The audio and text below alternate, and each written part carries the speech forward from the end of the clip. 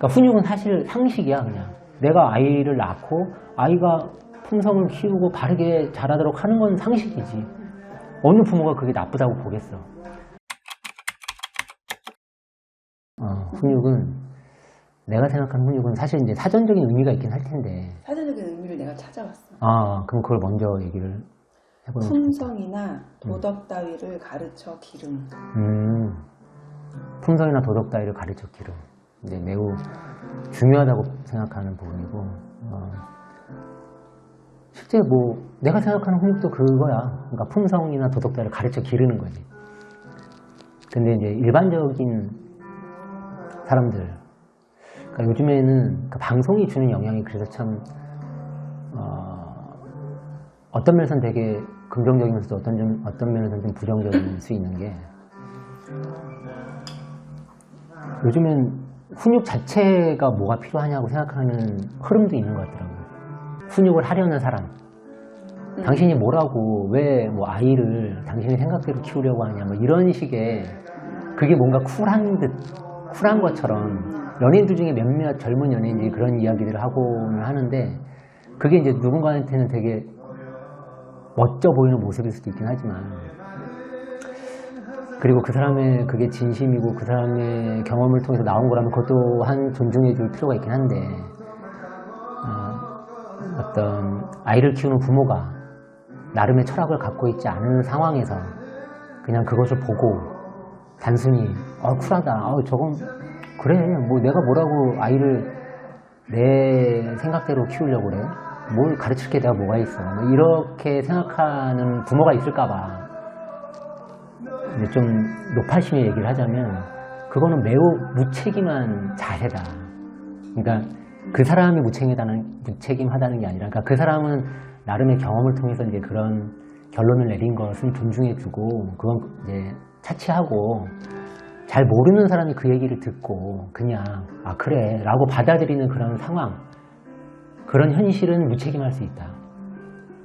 그 사람이 왜 그런 결론을 내렸는지는 그 사람의 개인적인 경험이니까 그 사람한테는 그게 맞을지 몰라도, 부모로서, 내가 아이를 키우는 부모로서 내 아이가 어떻게 컸으면 하고 어떻게 성장해야 한다는 방향을 잡아주는 건 부모로서 매우 필요하고 매우 중요하다. 근데 그게 단순히 훈육이라는 뭔가 좀 요즘에는 좀 부정적으로 느껴지는 그런 어휘라는 이유로 훈육을 뭐 왜 하냐는 식으로, 또는 할 필요 없다는 식으로, 애들은 그냥 알아서 클 텐데, 잘 클 텐데, 뭐 이런 생각을 한다는 건 부모로서는 좀 피해야 할 자세가 아닌가라는 생각을 먼저 하고, 그리고 훈육은 매우 중요하고 매우 필요하다. 이게 사실 나는 이제 교육행정 석사를 하면서 논문을 써봐서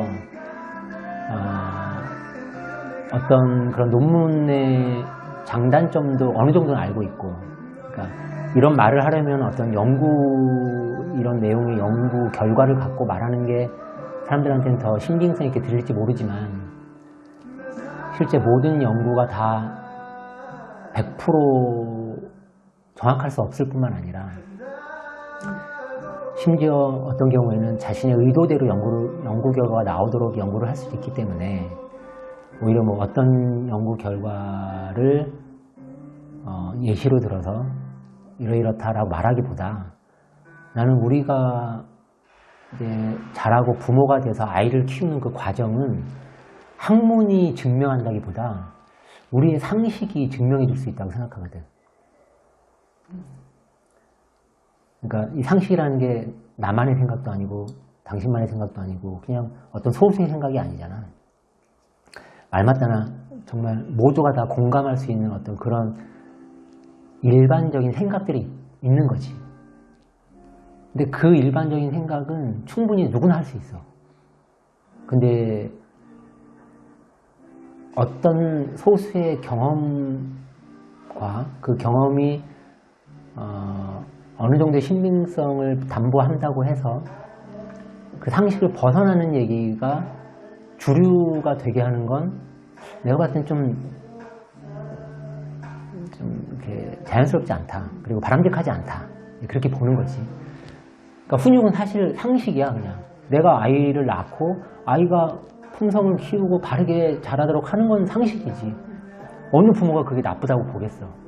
근데 그 훈육의 부작용, 그러니까 부작용이라기보다는 잘못된 훈육, 그러니까 부모마다 좀 나름 올바른 철학을 갖고 바른 방식을 통해서 훈육을 해야 되는데 이제 그렇지 않았던 소수의 사례들, 그런 것으로 인해서 입은 피해들, 그러니까 그런 쪽에 너무 과몰입하다 보니까 훈육은 꼭 하면 안 되고, 그리고 그 훈육을 통해서 억압된 그런 유아기를 보냈던 사람들이 막 나는 이래서 참 힘들었다, 뭐 이런 여러 그런 사례들이 사람들로 하여금 그런 그 훈육이라는 단어를 좀 더 터부시하게 만들고, 괜히 잘못했다가는 아이도 하나의 인생인데 그 아이의 인생을 내가 어떻게 좀 나로 인해서 뭐 잘나지거나 잘못되면 어떡할까 하는 어떤 그러니까 더 부정적인 쪽으로 생각하게 만드는